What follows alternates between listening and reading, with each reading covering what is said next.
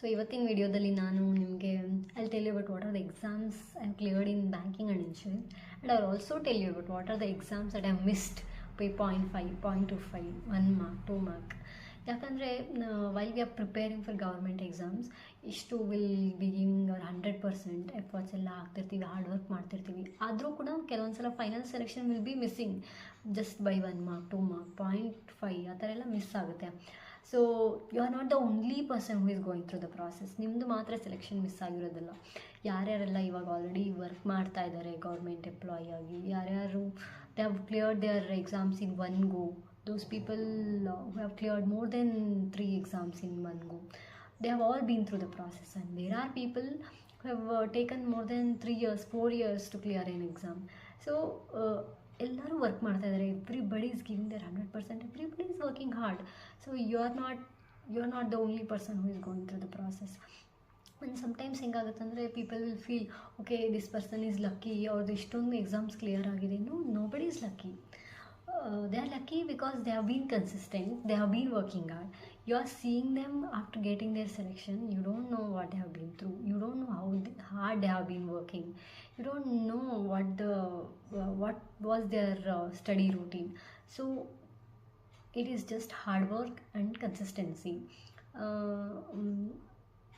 ಮತ್ತು ನನ್ನ personal opinion ಏನಂದರೆ ಫೋಕಸ್ ಆನ್ ಯುವರ್ ಕಾನ್ಸೆಪ್ಟ್.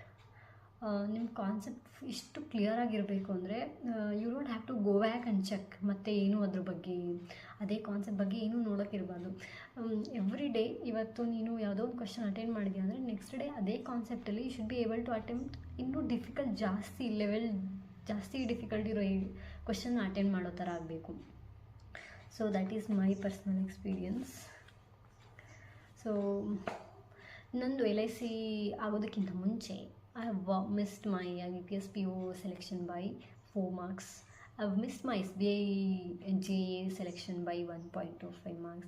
ಅದಾದಮೇಲೆ I was able to clear LIC EDO ಆದಮೇಲೆ ಮತ್ತೆ I left LIC EDO and again started preparing for exam. ಆವಾಗ ನಂದು ಏನಾಗಿತ್ತು ಅಂದರೆ I'll tell you how I was able to clear more than all these exams. I was able to clear 4 exams in one go. ಹೆಂಗಾಯಿತು ಅಂದರೆ ನಾನು ಹೊಸದಾಗಿ I didn't start preparing for banking.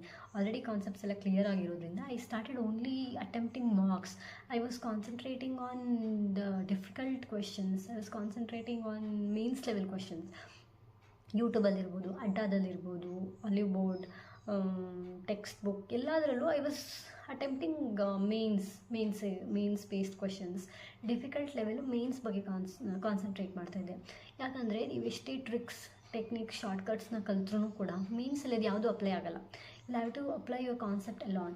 So build your concept so strong. ಅದು no matter ಈಗ ಮೇನ್ಸಲ್ಲಿ ಎಷ್ಟೇ difficult level of question ಬಂದ್ರೂ ಕೂಡ ನಿಮಗೆ ಕ್ವಶನ್ ಅರ್ಥ ಆದಮೇಲೆ you will be able to apply the concept. ಆದಮೇಲೆ when I started attempting exams I have given almost all the exams. ಯಾವುದ್ಯಾವುದರಲ್ಲಿ ಕ್ವಾಂಟ್, ರೀಸ್ನಿಂಗ್, ಇಂಗ್ಲೀಷ್ ಇದೆ ಅಂತ ನೋಡ್ತಾ ಇದ್ದೋ ಅದು ಎಲ್ಲದಕ್ಕೂ ಅಪ್ಲೈ ಮಾಡಿದ್ದೀನಿ.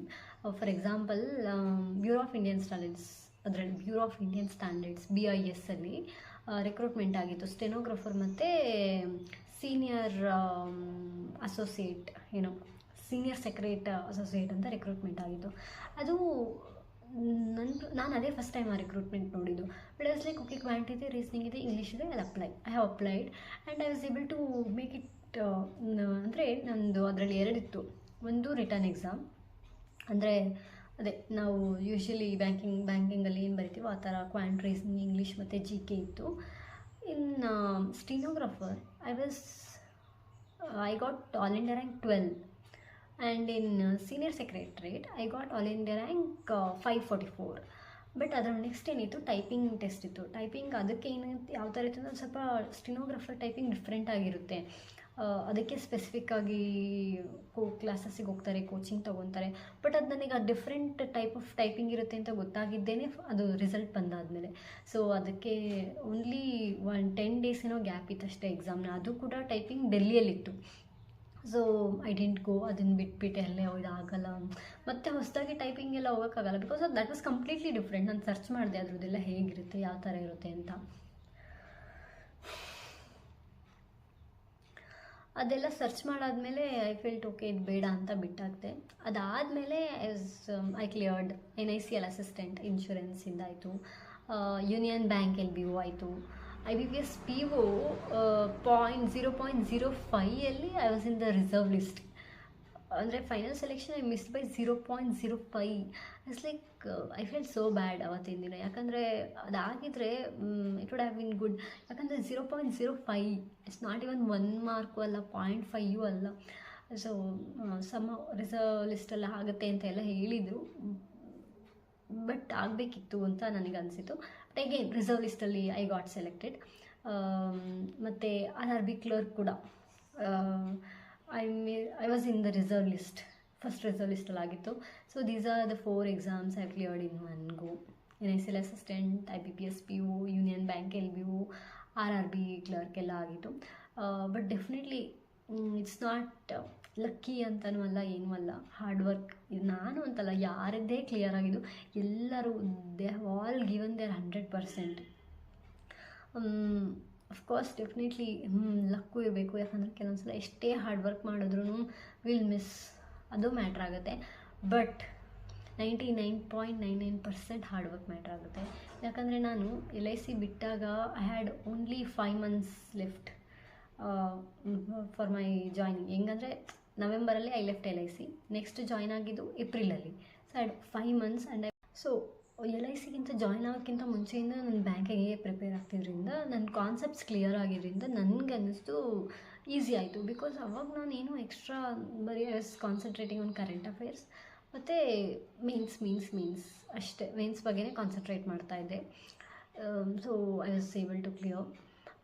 So if you feel demotivated, ಯಾವುದೋ ಒಂದು ಎಕ್ಸಾಮ್ ಆಗಿಲ್ಲ ಅಥವಾ you missed it by few marks, just miss ಆಯಿತು ಅಂದರೆ you don't have to feel just miss ಆಯಿತು ಅಂದಾಗೆಲ್ಲ you don't have to feel demotivated. Because everybody have been through the process. You are not the only one who is going through difficulty, you are the only one who has been through failure. Everybody have been through the process. So it's fine, it's good. ಮತ್ತೆ work ಮಾಡಿ, ಮತ್ತೆ prepare ಆಗಿ.